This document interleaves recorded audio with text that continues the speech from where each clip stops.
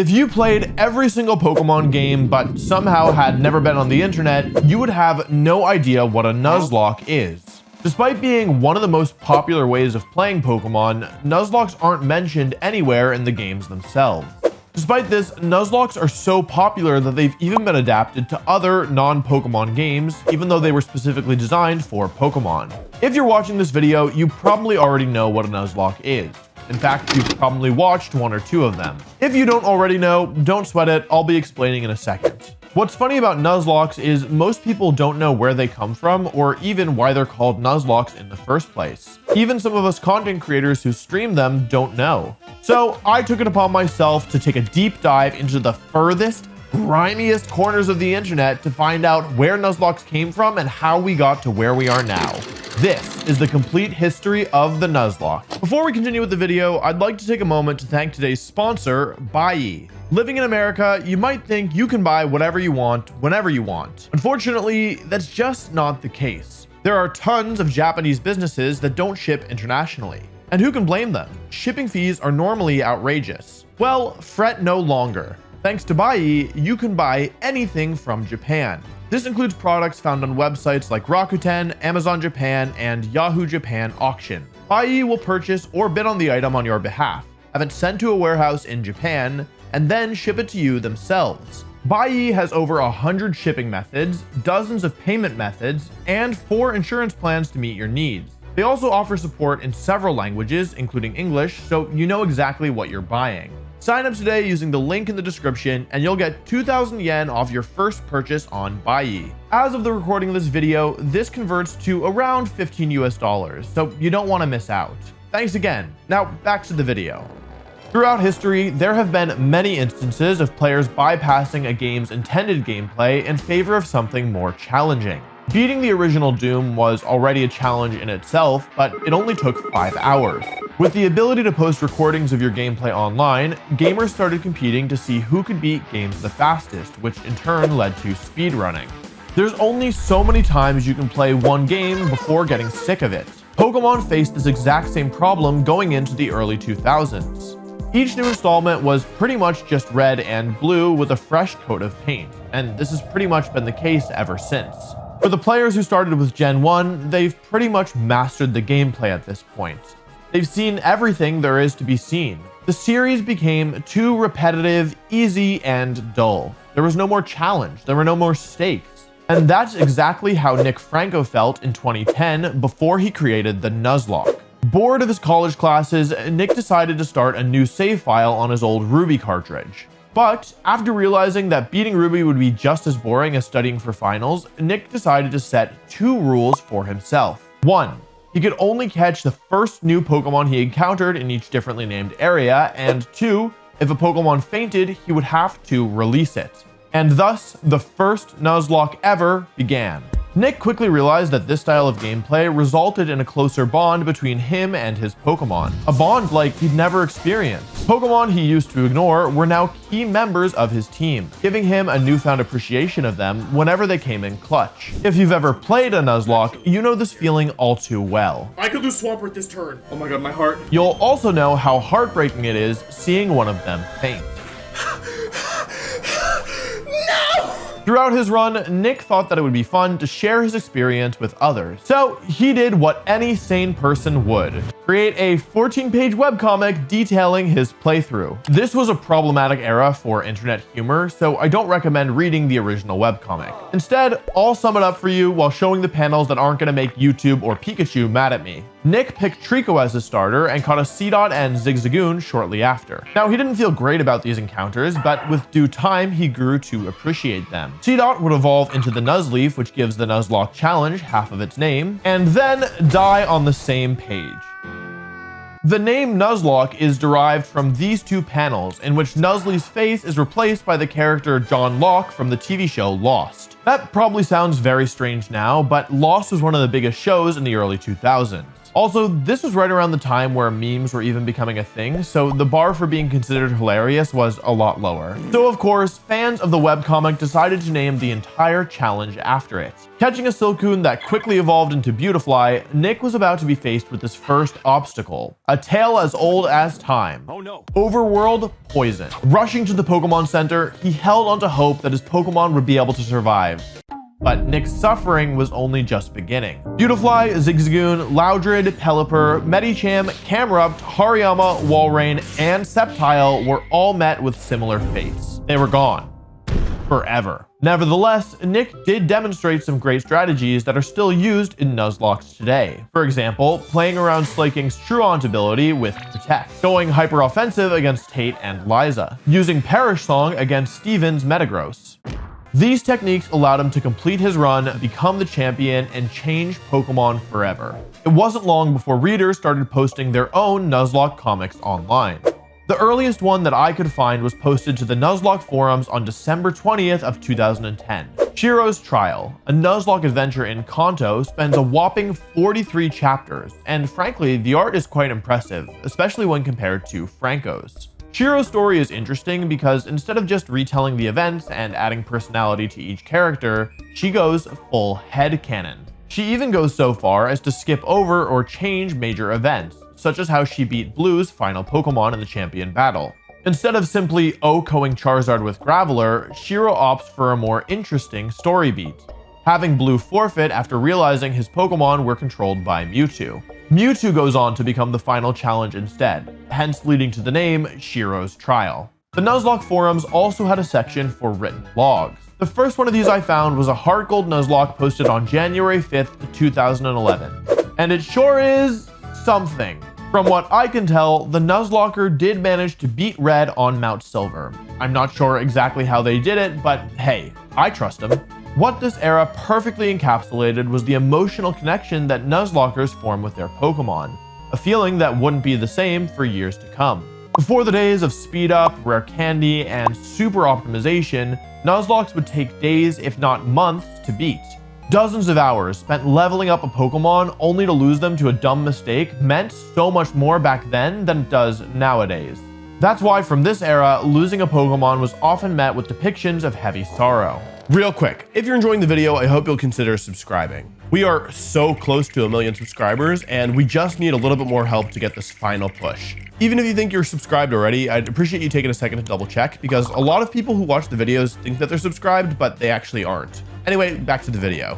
Now, let's jump forward a few months to June 2011. Twitch has just launched, and gaming channels on YouTube are rising in popularity. In fact, the earliest Nuzlocke video I could find on YouTube is from this year. It's a 30-second animated clip from the user's webcomic. Today, it's nearly impossible to find Nuzlocke content from this era by using YouTube's search engine, but by using Google and filtering by date, you'll find dozens of people linking to their own series. The earliest Nuzlocke series I found was Jaiden's Diamond run from December of 2011, and it is 52 episodes long. Incredibly, Jaiden is still making great Pokemon content today. Nuzlocke series like this one laid the groundwork for how we watch Nuzlockes today. Viewers were able to see what happened in real time, as opposed to being told what happened after the fact. This way of showcasing Nuzlockes brought the audience and the player closer than ever before. Encountering the area's best Pokemon, witnessing the death of a valuable team member, nearly wiping to the hardest battle in the game, We made it! viewers were now able to experience a similar feeling of emotion as the player. As Nuzlockes rose in popularity, people wanted to find ways of making their Nuzlocke stand out. The first domino in the chain that would eventually lead to the myriad of Nuzlocke variants we have today was the universal Pokemon game randomizer. This tool swaps every Pokemon in the game with a random one, leading to hilarious and very chaotic playthroughs. Groudon. But I mean, Your starter Pokemon could be Groudon, or it could be Weedle. The same is true of opposing trainers in the game. Wait, does that mean my rival gets... Oh, why did I do that? No! You would never know what you're going up against, making planning totally irrelevant. A few other creators you might know also started posting their own Nuzlocke series around this time, but Patters would be the first to attempt one with the randomizer tool. Pokemon Fire Red Randomizer Nuzlocke Part 1. Bad Start. And a bad start it was. Types like the Bulbasaur one will still be grass type and stuff like that. At least that's what I've experienced so far. Let's have a look what we got here. Oh, Making it to the starter selection screen, Patters realizes that he hasn't even turned the randomizer on. After restarting and choosing Meditite as his starter, Patters not only loses the first rival battle, he also fails to catch the first Pokemon, wasting all of his Pokeballs in the process. 34 episodes later, Patters finally makes it to the champion battle and revives one of his Pokemon. So it's going to be 3 against 6, which I still think is, the odds are in his favor. I think this is funny because it just encapsulates how different this era was. Nowadays, doing something like this would be kind of unthinkable, but back in the day, it was kind of the Wild West. With Let's Plays and Nuzlocks now on the rise, so too was the never-ending list of fan games. A lot of them were garbage, which of course you'd expect, but some of them went on to be mainstays in the Nuzlocking community. Even some of the garbage ones. Namely, Pokemon Dark Rising, a fan-made ROM hack made by a modder named Dark Rising Girl in 2012. This game might have the cringy dialogue, countless typos, edgy story, and poorly designed fakemon that plagued these early ROMs, but what matters is that it was incredibly hard to Nuzlocke. Random trainers jumping out at you, completely revamped base stats and abilities, and poorly coded, well, everything. These are the ingredients that make Dark Rising so formidable. People would raise their Pokemon 20 to 30 levels higher than their opponents and still end up losing. In 2013, Shady Penguin's run would only last 7 episodes before he got swept by a random trainer in a cave. We know that Nuzlockes were created to increase the difficulty for veteran players, but what happens when even those become too easy? The answer is probably obvious. Make harder Nuzlockes. Introducing the Nuzlocke Variants. Egglock, Wedlock, Randomizer, Wonderlock, Cage Lock, Soul Link, Gift Lock, Sleep Lock, Zombie Lock. Okay, I'm obviously not going to name every single one. There's like 100 of these. And the reason why there's so many of these is that all you need is one new rule to distinguish it from a regular Nuzlocke. Seriously, you could come up with your very own Nuzlocke right now. Creators do it all the time, like the Ludlocke or the Shady Lock. Shady Penguin was one of the first Pokemon YouTubers to do a Nuzlocke variant in this style and to name it after himself. Shady began uploading the very first Shady Lock back in February of 2014. Aside from the basic Nuzlocke rules, Shady added an extra one that he would only be able to heal via potions that he would hack into the game. What's so bad about that, you might be wondering? Well, potions don't restore your power points. Once a move ran out of PP, he would never be able to use it again, which basically took away his ability to grind for levels. Oh, also, this challenge was a randomizer. As you can imagine, it didn't go very well. Shady's first run, though, started off pretty strong. He got a Grand Bull with Intimidate as his starter. He then caught a Vigoroth and a Wartortle, and most surprisingly, figured out that Tail Whip was actually one of the most valuable moves any of his Pokemon could learn. If you lowered your opponent's defense stat enough, you could basically one-shot it, which is really useful when you're trying to conserve PP. Things were looking good until he remembered what lay ahead. Nugget Bridge, the gauntlet of trainers guaranteed to drain every last move that he had. This is an early example of something that still happens today when a Nuzlocke is too difficult. Shady updated his rules. After defeating a gym, Shady would be granted 1 token that he could use to heal his Pokemon at a Pokemon Center. In a poll, Shady's viewers accepted this new rule and the run continued. Shady took his Grand Bull all the way to the Elite Four, where he was met with a new challenge. He was out of tokens, his Alakazam was basically useless, and his entire team was underleveled. He made it through a single battle, but then wiped to Bruno.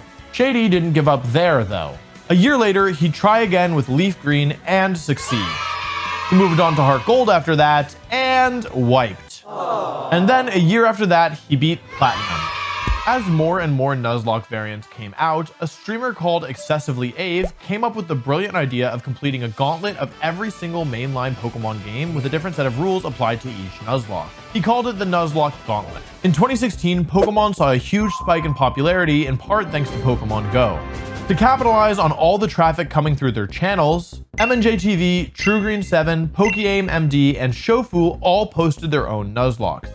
If we went into detail on all these, we'd be here all day, so instead let's talk about the other most important thing that happened in 2016. The birth of the Hardcore Nuzlocke. Enter Yawn, who you might know as Pokemon Challenges. the self-titled greatest Nuzlocker in the world. Jan began streaming on Twitch this year with the goal of combining Pokemon challenges with the hardcore gaming culture often found around games like Dota 2 or League of Legends. To do this, he'd add in additional rules to make his Nuzlocks more challenging, such as not allowing items to be used in battle and capping the level of his Pokemon to match the strongest Pokemon of the next gym leader.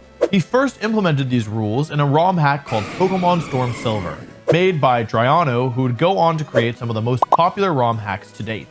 Draiano's ROM hacks were known for their variety of encounters and buffs to Pokemon that are otherwise very weak. This made for a more interesting and replayable run-through. Pair that with an overall harder game and a streamer willing to punish himself whenever he lost, and you've got a gaming channel ready to blow up. Okay, it took a couple of years, but in the meantime, Jan and his small, tight-knit community were becoming extremely passionate about Hardcore Nuzlockes.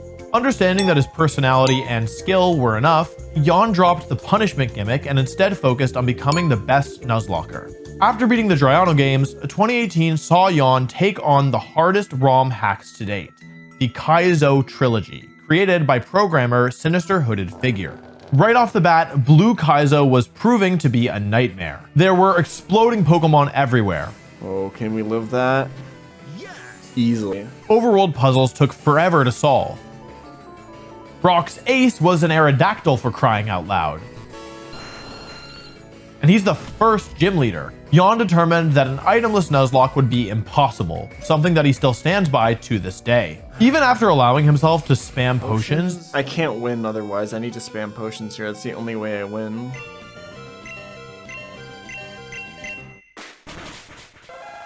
God damn it. it would still take 3 months and over 49 attempts to finally beat this game. Let's go! Half a year of this bullshit.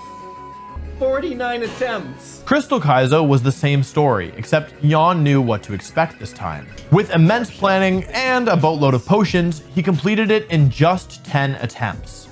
Oh my god, this run is finally over. Yes! Oh my god!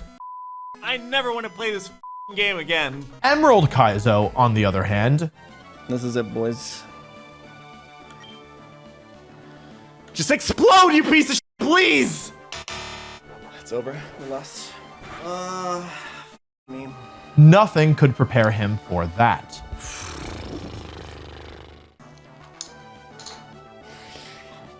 That sucks, man. That really sucks.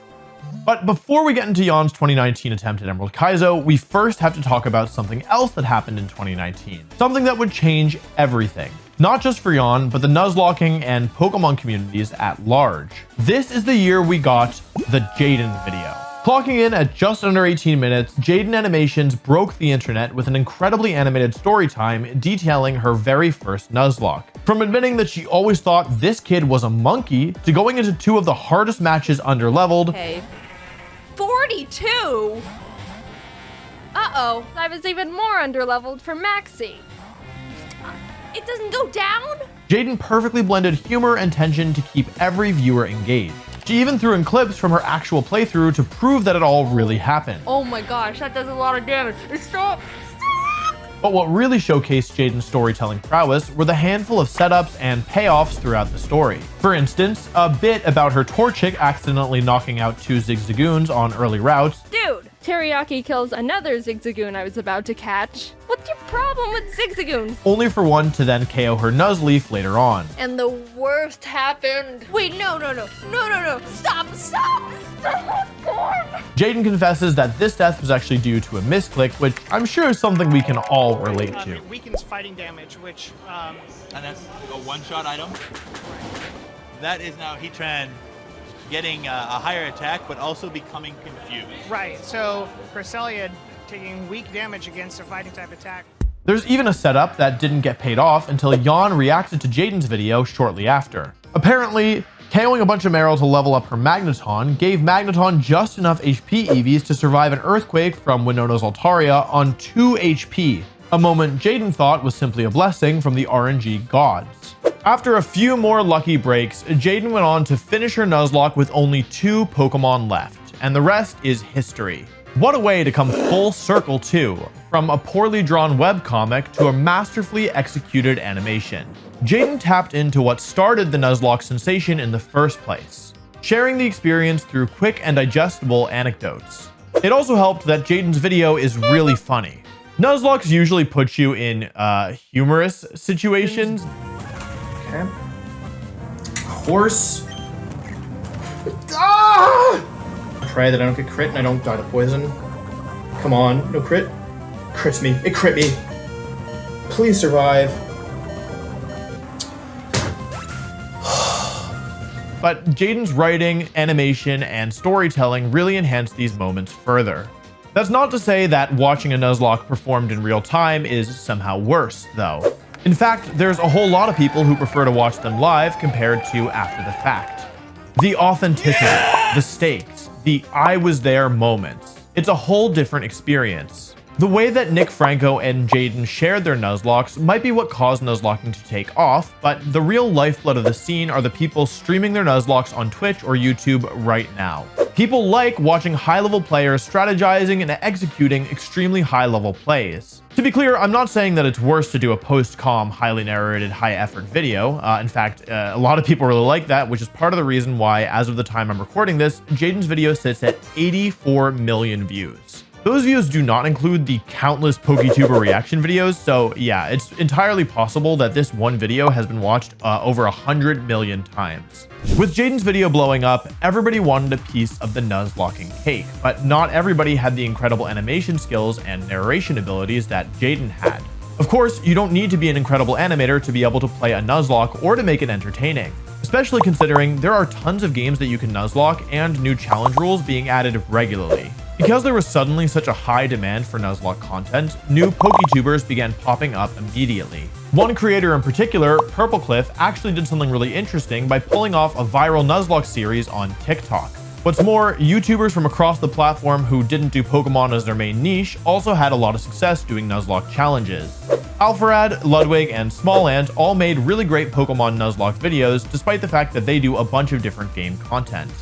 And last but not least, this era saw the rise of the pro Nuzlocker. Leading the pack is none other than Yawn, who saw a humongous spike in viewership following a reaction to Jaiden's viral video. This is probably a good time to say that I did not do a lot of the research for this video myself, and I'd like to thank Yawn and DRXX, aka Drew, for their help putting together this video and making sure that everything was accurate. For creators who play exclusively hardcore Nuzlockes, a lot of times the base game of Pokemon is just way too easy. Because of that, in order to really have any meaningful challenge, they have to play Romhacks, the most famous of which is Emerald Kaizo. We talked about Blue and Crystal Kaizo earlier, but Emerald Kaizo is special. First, it was a lot more accessible thanks to the quality of life updates that just came along with Gen 3 in general. It was also the hardest of the trilogy. Also, it doesn't hurt that Emerald is a fan favorite Pokemon game. The first person to attempt hardcore Nuzlocking Emerald Kaizo would be a streamer named Luop Mail, who at the time was one of Yawn's mods. Luop Mail had been a part of Yawn's community for about 2 years, pushing him to optimize his gameplay and think more strategically. The two even met up in real life during Gamescom in 2018, and theory crafted Blue Kaizo Elite 4 team. Yawn claims he never would have beaten the first 2 Kaizo games without Luop Mail's encouragement, so you know they're the real deal. Despite Yawn's reputation for being the biggest hardcore Nuzlocking streamer, he couldn't start Emerald Kaizo right away because he needed to finish his college thesis.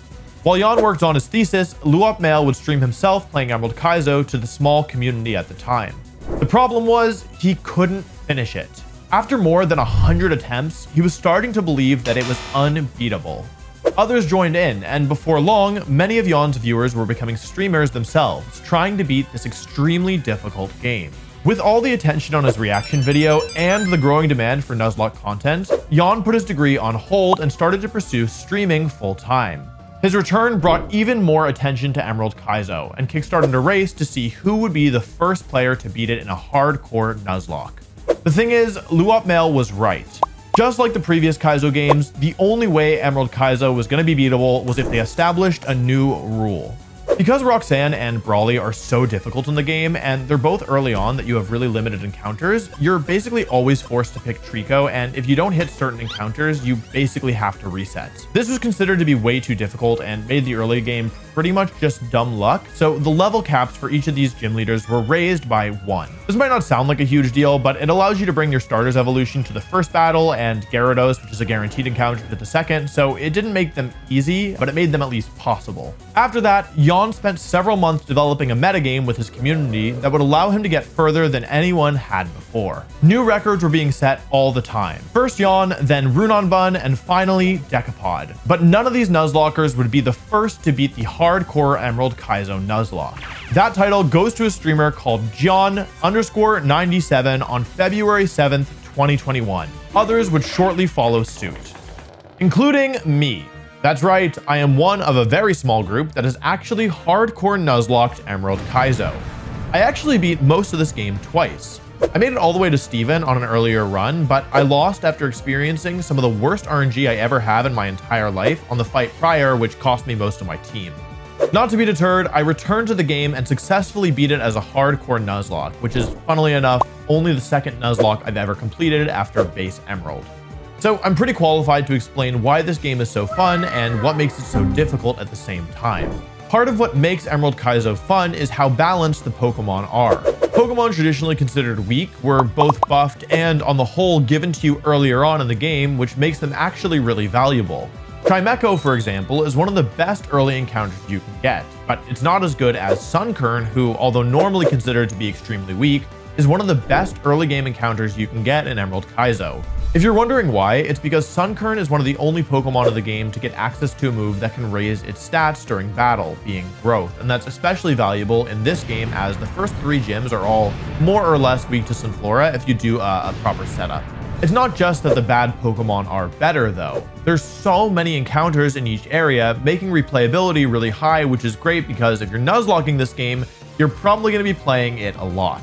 Now, the game removes EVs for both your Pokemon and your opponent, which is great because grinding is just not fun, especially in a game like Pokemon, but it does still give the opponent's team perfect IVs and a beneficial nature most of the time, whereas your Pokemon are stuck with whatever they get randomly, meaning that your Pokemon are still going to be at a disadvantage inherently against the opponents. Every trainer in the game has been rehauled, and fights are significantly more difficult. I myself wiped once or twice on the very first trainer in the game, a bug catcher. The first gym leader has a full team of 6 Pokemon, each of them holding an item, and it only gets harder from there. The general rule of Emerald Kaizo is that the opponent's tools are going to be better than yours at pretty much every step of the game. When you're using unevolved Pokemon, they're using evolved Pokemon, and when you're using evolved Pokemon, they're using legendaries. On top of that, the held items they use are just across the board better than anything you get until maybe the end game, but even still, it's not really a fair comparison. Also, the creator set up several areas of the game to be especially difficult and then removed the counterplay that you would normally have.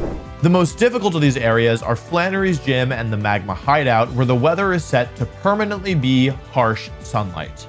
You might think you can just overwrite this with Rain Dance or Hail or Sandstorm, but the creator removed all of these moves and Sunny Day from the game, so there's no way to turn off the sun. Switching in against powerful, sun-boosted fire-type attacks is already really difficult, even if you resist them, but to make matters worse, the creator gave almost all fire types in these areas the attack Solar Beam. That means that the water and rock types that you'd normally use to resist fire also are not safe in this scenario.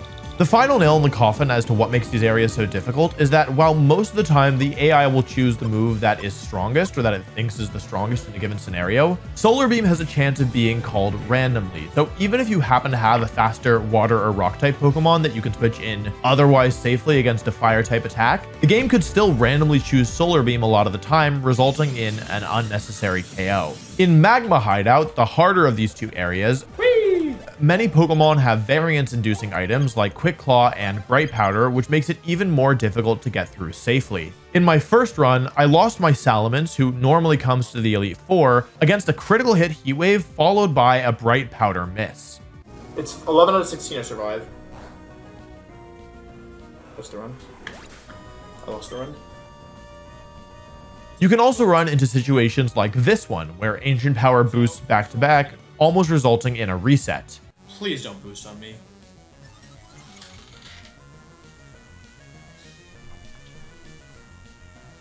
It's one of the most brutal sections of the entire game, and you're almost always going to have to sacrifice some Pokemon to make it through. Okay, do not boost again. Oh god, if it gets the double boost, it's over. Don't boost.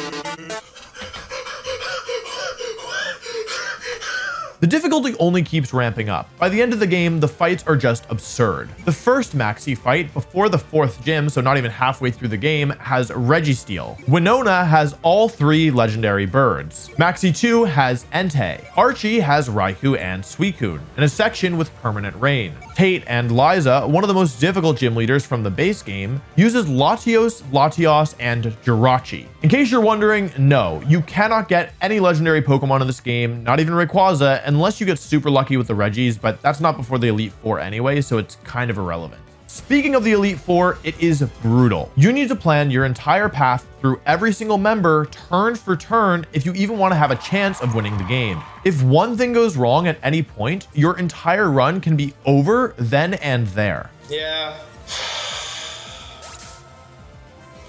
Yeah, that's it. Yeah, 3 Pokemon away from the end. Feels really bad. When I finally did beat Emerald Kaizo, I needed to develop an incredibly deep understanding of the AI so that I could plan out all 5 fights before I even stepped foot in for every single turn, for every single battle, with backup strats in case things went awry. I knew exactly which turns I was vulnerable to a crit, freeze, or any other randomness, and I had to limit those turns as much as possible to maximize my odds of winning.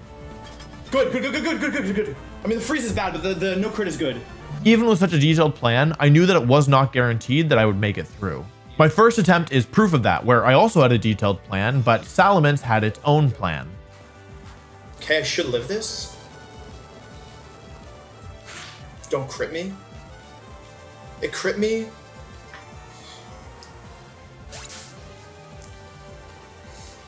Emerald Kaizo was so popular that Nuzlockers developed a number of written resources in order to help players get through it. You can find dozens of spreadsheets, documents, and calculators like these online. This includes hundreds of pages detailing every encounter, every trainer battle, and the best strategies for the more difficult fights in the game, just to make the game seem more doable. The most famous streamer to beat Emerald Kaizo is, of course, Jan, who finished his run a week before I finished mine. I remember watching this run live on a train, and it was so exciting. Jan, like myself, had made it all the way to the Elite Four in a prior run and had lost. Didn't even get to the champion.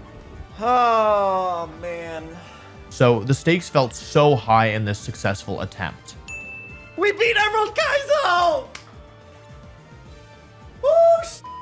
It was honestly one of the coolest things I've watched on Twitch, and if you haven't seen it, Jan made an incredible video detailing his entire Emerald Kaizo run, which I recommend watching.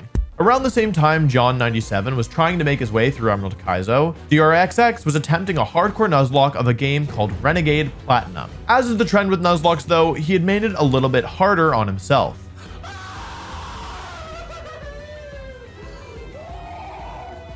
In this playthrough, if any Pokemon fainted at any point, DRXX would have to reset. This is called a deathless Nuzlocke, and paired with something he called Hardcore Plus, history was about to be made. Really quick, Hardcore Plus is just another variant. In this case, it's basic hardcore mode plus no EVs, no stat boosting moves, and additional level caps for non-boss fights. Later, people would also remove pseudo-legendaries, weather, and more. Nuzlockers really like challenging themselves. The deathless hardcore Nuzlocke wasn't the only thing that Drew would popularize though. Some of the strategies he used in his original Hardcore Plus Ren Plat run would go on to define the Nuzlocking meta. This includes using repels to manipulate encounters in certain areas and going into battle with a Pokemon who's already asleep. The repel strategy works because some Pokemon in the wild can only be found at specific levels. When you use a repel, you prevent yourself from encountering Pokemon that are a lower level than the lead Pokemon in your party, so this basically can be used to raise the odds on specific encounters in certain areas. Going into battle with a Pokemon who's already asleep allows you to not only avoid getting status, but it also lets you hold a different item than you would otherwise to prevent yourself from being affected by status. The only catch is you have to use the move Sleep Talk to make sure that your Pokemon can actually still attack. More importantly though, Drew was one of the first people to level up his Pokemon using rare candies that were hacked into the game. This allowed him to avoid hours of grinding, but was considered controversial at the time that he was doing it. The basic argument, as far as I understand, is that rare candies are just grinding, but with a time save, so it actually makes the game both more fun for the player and more fun for the viewer, whereas people who argue against rare candies argue basically against the fact that you can make mistakes, and I don't know, it's considered cheating by some. Nowadays, hacking in rare candies is pretty much the norm, and almost everybody who attempts these difficult Nuzlocks with a lot of resets does it. Long story short, grinding is cringe and cheating is based. True. Oh my god, yes, thank you, Alpha. Including Ludwig. In his famous Mogul Platinum Ludlocke, Ludwig showcased one of the most famous examples of a Nuzlocke gone wrong. In a Ludlocke, basic hardcore Nuzlocke rules apply, except every Pokemon has to be named after a viewer, and if that Pokemon dies, the viewer gets banned from chat. Ludwig would unban these poor viewers after he beat the game, but sometimes this could take quite a while. Now, Ludwig had already completed this challenge in a number of other Pokemon games, but only in their base versions. This would be his first ROM hack. Better yet, it would be a ROM hack made specifically for him. Mogul Platinum is an edited version of Renegade Platinum made to be just slightly easier because Ludwig had never attempted a game of this difficulty before. Just for fun, he also had himself inserted into the game as the main character and some of his friends along the way as trainers that he would fight, including me. And so began his first attempt at the Mogul Platinum. He lost to his second rival fight while using a level 1 Elekid. And so began his second attempt at a Mogul Platinum. Realizing this was going to take a while, Ludwig had to learn how to tackle the parts he'd already been through quicker and more efficiently. By his 10th attempt, he quashed his reckless playstyle and made it all the way to the final rival fight before the Elite Four. Whoops. Alright, so he lost 4 of his best Pokemon. Not too great, but he can still... We're still in it. Little did he know, Ludwig was about to find himself among the list of gaming's most tragic misplays. Besides the opponent's Metagross, Ludwig didn't really have anything that could guarantee a deathless victory. With no clear win condition in front of him, he decided to phone in a friend. Who better than the deathless Renegade Platinum Nuzlocker himself, DRXX. The mod gave Drew all the documentation he needed to devise a strategy and save the Ludlocke. Coming up to the hour mark between battles, Drew found the solution. A 7-turn play that needed to be executed in orderly fashion with no incoming crits. The plan was simple. Lead with Focus Sash Electivire, use Captivate to lower Espeon special attack, switch to Metagross and use Light Screen, then go to Sceptile. Use Substitute, Swords Dance, and Sweep. Did it play out that way? Not so much, no. Just for fun, let's watch how it went down from Drew's perspective. Keep in mind, this is a play he was asked to make. All right. Step 1, use Captivate. Captivate when the Pokemon you are fighting is the opposite gender, sharply lowers special attack. Let's go! Let's go! Yes! So this Psychic, although super I effective, popularized the Fantina Captivate strat. It's prepared me for this moment, boys. Then I can switch out. Dude, you can even go for another one. Who's adept at taking Psychic type moves, being Psychic type himself. Yeah! Or Then you actually light himself. screen. Metagross doesn't have gender. He's fine, Now, dude. I use light screen. Heck a yeah. move which increases Yeah. Reflect, that's fine. That's my fine. defense against Oh, special I moves. can't type. Anyways, Then that's I fine. switch into And then you Sceptile. go back and you sub and you set up, baby. This Espeon -2 special attack and a light screen. Yes! I should be able to tank almost any Yes! single move. Now bear in mind, That's fine. That's Reflect fine. was used last turn. Yeah, so count the reflect lasts turns. for Count them 8 up. turns. Count them up. Let's use one Swords Dance here. No. You sub first. You sub first. You sub first. Sub first. So, Don't risk we've crit. had 2 turns. Substitute first. Dude, you sub first. Don't risk crit. Oh no. Sub first.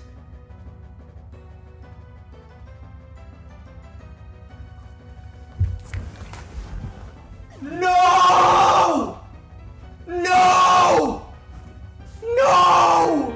Ouch. Hundreds of subscribers banned, thousands of dollars lost. This challenge was starting to poke its head into the real world. It needed to end, but it would go on and on and on. Until finally, on his 16th run, Ludwig would make it to the Elite Four once again, at the cost of almost his entire team. Out of encounters, he only had the Pokemon left in his box to build a suitable team. The final product was unconventional, to say the least. Tentacruel, Whiscash, Spiritomb, Starmie, Burmy, and Lovedisc. The first 3 Elite Four members went down relatively easily, but would he be able to beat the final Elite Four member? The one who had crushed his dreams those runs ago? And would he still have enough Pokemon left to then beat Cynthia, the champion of champions? The answer to those questions lies in one Pokemon in particular, Whiscash. A Whiscash that needed to get off 6 Dragon Dances. Face to face with the Espeon that ended his 10th run, Ludwig knew what he had to do. Captivate, Switch, Subverse, Substitute, Dragon Dance, Sweep. And that's all there was to it. Lud had made it to the champion, but could he do it again? Yep. Whiscash did its dance, raised its speed to +6, and swept through Cynthia's entire team before they got a chance to move. Finally, after 16 attempts in 3.5 months, Ludwig finally did it, and he unbanned over 230 people that had gotten banned along the way. As you can tell, sometimes all it takes is one good strategy. The hard part is finding that strategy. Even though Mogul Platinum is an edited version of Renegade Platinum, they didn't share the same solution. Of course, there's not just one way to beat every game. What you're seeing here is the guide for Pokemon Dark Rising 2. By guide, I mean it's just a list of the game's boss fights and their Pokemon. It's up to you to figure out how to beat them. And yes, this is the sequel to the game that didn't have a completed Hardcore Nuzlocke for over 9 years. Speaking of which, it's about time that somebody finally beat it. The year is 2022. A streamer named Burrito is on their 8th attempt of the Hardcore Dark Rising Nuzlocke. Having played this for quite some time, Burrito is starting to notice, hey, this game might actually be broken. Aside from the derpy sprites, swapped cries, and abilities that switch when you change your Pokemon's nickname, it seems like the creator didn't know about the physical special split. Not only that, but some moves were just missing their secondary effects. Roost, for example, didn't get rid of your flying type. Burrito also had a rough time discerning when the AI was smart and when it was random, both of which you need to play around in different ways. But over the course of 3 months, Burrito would do what no one else could. But what if I told you this wasn't Burrito's only first? Just a year earlier, he was the first person to successfully complete a Hardcore Nuzlocke of a very popular Pokemon ROM hack called Pokemon Radical Red. What makes this game so special is that it's always evolving. Rather than make sequels that add new Pokemon moves and features, Radical Red gets updated on a consistent basis, making it more like a live service game without the microtransactions. Some of the added features include character customization, level scaling, and even a hardcore mode made specifically for Nuzlockers. Because of this, every time a new update comes out, the community flocks to see who can beat it first. Burrito was the first to beat version 2.3. Version 3.1, the latest version as of the time I'm making this video, has yet to be beaten. Let's talk about version 3.0, released on July 9th of 2022. Only 2.5 weeks after its release, a streamer named 3Plates would be the first to beat it, deathless. A little over 2 weeks later, another streamer named Dexa would beat it as well. The reason they were able to beat it so quickly and in a hardcore deathless mode to boot is because they'd spent so much time playing previous versions. Yes, there were new Pokemon and mechanics, but these players knew the game so well that they were easily able to play around the new changes. Using their strats, others were also able to beat version 3.0 soon after. Today, you can find dozens of creators streaming their Nuzlockes no matter what time of day or night you try to watch. And because new Pokemon games and fan games are always coming out, the Nuzlocke community is always evolving. What I think is really cool about Nuzlocking is the fact that it brings people together so much. Nuzlocking started as a webcomic, but it was a webcomic that people really related to. They really understood, they really felt like they were a part of the journey. Nuzlocking has changed a lot since its inception. There's obviously major differences between one guy creating a webcomic to share a challenge run of his favorite video game compared to, a massively created animation with over 80 million views compared to the best Nuzlocker in the world taking on the hardest Nuzlocke live in front of 10,000 people. But what I think is neat about all three of these is that there's this shared sense of community. Pokemon is notoriously a single-player game, but Nuzlockes bring people together. Whether to celebrate the highs and commiserate the lows, or whether to work together to beat one of the hardest games ever created, Nuzlocking brings people together. And that's what I think is really special about it. So, no matter the game, no matter if it's the first casual run or a hardcore deathless Nuzlocke, I'm confident that Nuzlockes will be here to stay for a while.